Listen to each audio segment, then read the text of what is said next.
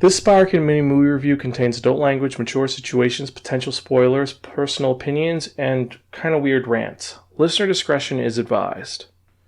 Spiraken mini movie review, It Chapter 2. Hello everyone and welcome to another episode of the Spiraken mini movie review, Spiraken's podcast where we talk about new films and tell you the pros and cons about the recently released films and just if they're worth watching or not. Not a real review like our Spiraken motion picture review, but we try to just give you a little bit of a heads up of what's going on. As I said, I'm your host Xan, saying konnichiwa, aloha, bonjour, and what's up. And you can find out any of our other episodes at www.spiraken.com or spiraken@gmail.com is where you can personally email me. Also, you can find us on Twitter, Instagram, Facebook, Spotify, Stitcher, and several other sites. Just type in Spiraken, I guarantee you'll find us. And now that all that housekeeping's out of the way, let's get to it, shall we? Because we're reviewing a movie which I've been anticipating for 2 years. And what are we talking about? We're talking about It Chapter 2, the sequel to the film that came out in 2017, which had a budget of $35 million and made $700.4 million.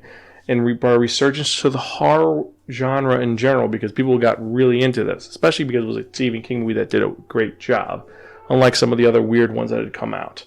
Now, the current film, like we said, directed also by Andy Muscietti, adapted from the original Stephen King novel by screenplay writer Gary Doberman, has a budget of $60 to $70 million. It's currently made $16.5 million, and this is Friday evening, so it's going to make its budget back, I guarantee it. And it's got a runtime of 169 minutes, just shy of 3 hours. And you kind of can feel it. This is a movie which drags a bit.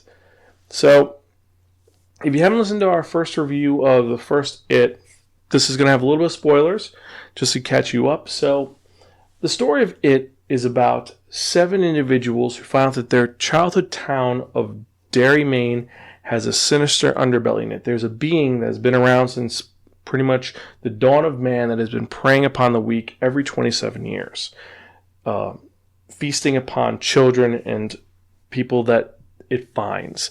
Its most popular form is this being that is Pennywise the Dancing Clown, played wonderfully by Bill Skarsgård.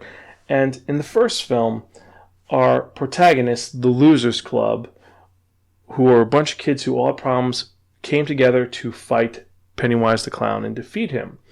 However, they made an oath at the end of the film which said that if Pennywise ever came back, if it ever came back, they would come back to combat him.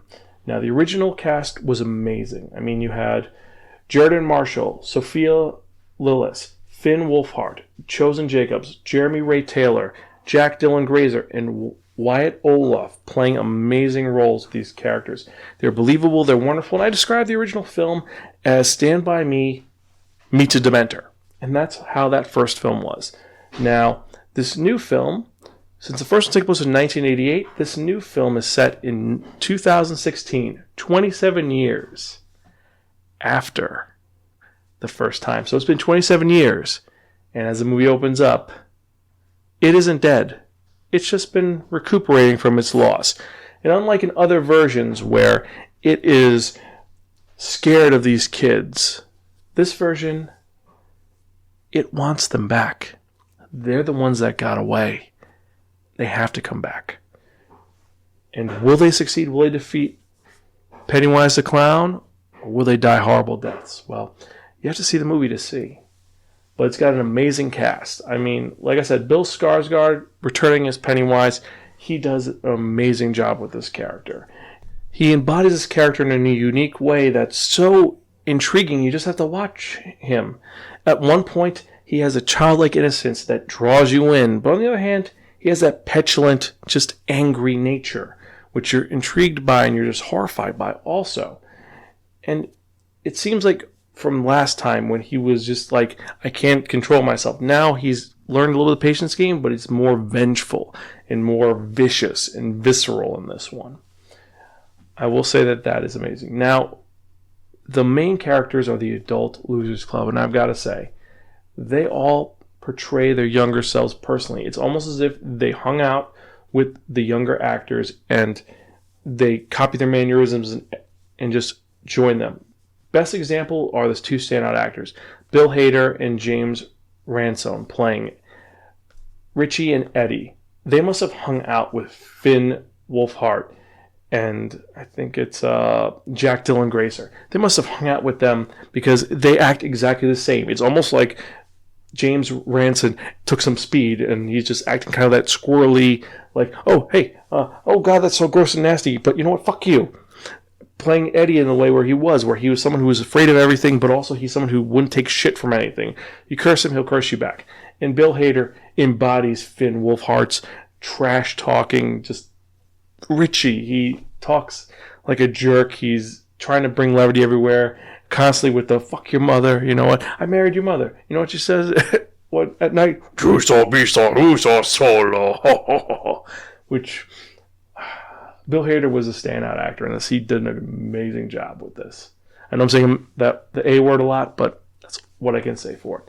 Now, for the other actors, definitely Jessica Chastain was a great choice for Beverly. She has this very, not innocent nature, but a very weathered nature going about her, where she knows what's going on. She's terrified, but she's trying to strengthen up. She is just being a great older version of Sophia Lillis. Now, Isaac Mustafa, he is the Old Spice guy, you know. And usually he's portrayed as a man amongst men, someone who is strong, virile, someone you don't want to mess with. Now, Isaiah Mustafa becomes Chosen Jacobs in a way where it's kind of, well, it's great character acting. He has similar mannerisms. He seems more unsure of himself. And I like it. He's very just worried. Like he's trying to get this to work. Everything's not working together and he's panicking. And I like that he has this feeling about him that fit Chosen Jacobs so much. Now, unfortunately, just like in the last film, he got kind of the short end of the stick. At one point he says, I'll meet you guys at the library. And he doesn't show up for an hour and a half. So, yeah. Same thing with Andy Bean. As we know, he does not have a major part in this film. But they kind of, as opposed to the miniseries that originally came out in the 90s and the original book, they've given adult Stan a bit more to do as opposed to what he originally does. No spoilers there. Now, Jay Ryan, same thing that happened with Isaiah Mustafa, even though he has a major point because he is the adult Ben. And Ben is no longer the fat kid. He's now rich. He's now powerful. He's the man that when he walks in a boardroom, he commands attention. However, when he gets back with the Losers Club, which is one scene I love, they all fall back into their normal dynamics. They become the way they were when they were kids. They act the same jokes, same mannerisms, and it's awesome. But this powerful, strong leader becomes the shy fat kid that has a crush on the girl. And while it's really cool to see that, I would have liked to have seen them play a little more with him at being the architect who's in control of the boardroom. Would like to have seen that a little bit. Finally, we have James McAvoy playing Bill. James McAvoy is a mimic. He is great at what he does. There's not much you could say about it. However, they do focus more on the guilt that Bill feels over the loss of his little brother Georgie in the first film. It even hints at something which we never even thought would have happened that led to the loss of Georgie. And that's one of the best things about this film is the casting is great. The set design is great. Pennywise is great. The scares are okay. However, the movie is long. And it's not one where it's like, oh, it was long, but I didn't feel it. No, this is one where you feel it. There are scenes that drag, and there are elements from the book that were taken out that may have worked better if they left them in. For example, there's a whole subplot in the book with two of the spouses of two of the Losers Club. One of them being abusive, the other one being, I want to find out what's going on with my husband, and stuff happens. That's completely abandoned. They're introduced in the first act, and then they never appear again.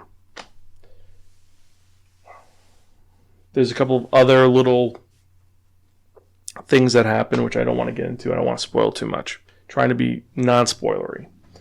But it does affect the film in a way which you just kind of scratch your head a little bit. Like, you kind of understand why they did that, but, well, it's kind of confusing. Also, this film does a great job of shifting back and forth between adult version and young version. It's a lot of flashbacks, but the middle part of the film is just flashbacks. It's just going back and forth, back and forth, back and forth. And that gets a little dry and a little set pieces, which while they're really cool set pieces, just seeing one set piece after another set piece after another set piece after another set piece with no breathing room, it makes things a little annoying and just does bring my feelings for this film down. Now, scare factor, it's not as scary as the first film, but there are some great moments of terror, and some which are that splatstick horror, where it's like, there's one scene involving one of its alternative forms, where it's really a menacing, dark, scary moment, and then suddenly when a twist happens, suddenly they play "Don't Call Me Angel of the Morning, Baby." Like, you can't help but chuckle at that scene. It's horrifying but funny at the same time, but it also does take you a little out of the movie. There's a couple of other really funny scenes in this film, especially with Richie just being Richie, I've got to say. Also, nice little subplot there. The opening sequence is brutal. Not going to lie, it's one which is vicious, and it's not it. It's just some people doing something really horrific, and it's... well, let's just be honest. It's brutal and violent, and it sets it off at a very weird pace. But I gotta say, I did enjoy it. I did enjoy this film. I don't think it's as good as the first film, but I think it's a nice companion piece, and I would like to see if they do an It Complete Edition where they merge two films together, get rid of the set card for the It Chapter 2, just put it in, connect it, have a 5-hour movie. I think that would be kind of cool to watch. And I think that if they could streamline it and edit it and make it flow a little better, I think that would make things a lot better. I think it would make it a lot more intriguing and engaging, and also we could get more of the little things, little nuances of the film. Also, before I forget, gotta give props to Stephen King. He has a great cameo in it. A really great cameo that I was not expecting him to be in this movie, but he's in it. And gotta give it the golf clap. Gotta give it a little bit of a golf clap for that. Nicely done. So overall, after watching the movie, and this is my initial reaction, not a super review, I'm going to have to give this a worth watching in theaters or stream it once. It's an enjoyable film, and it's a great companion piece to the original film. However, without that original film, this doesn't rise up to the occasion, and it's not as cohesive. The first one they had perfect, and this one not so much.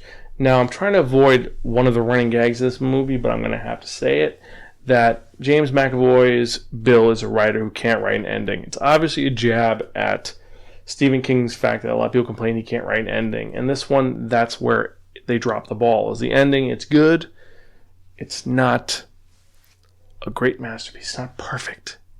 There's so much potential, and especially because they changed the ending from the book, but that's understandable because the ending from the book is really weird. This one's a little bit better. But don't take my word for it. Go out, check it out, watch it, go see it, and let me know what you think. XanSpiraken.com. That's XAN, not ZAN. And let me know what you guys think. I guess that's it for this episode. I can't really talk about anything else. Yeah, so let me know what you guys think. And this is your host, Zan. Check out our other episodes, www.spiraken.com, and stay tuned for some really cool reviews. We've got some really good movies coming out soon.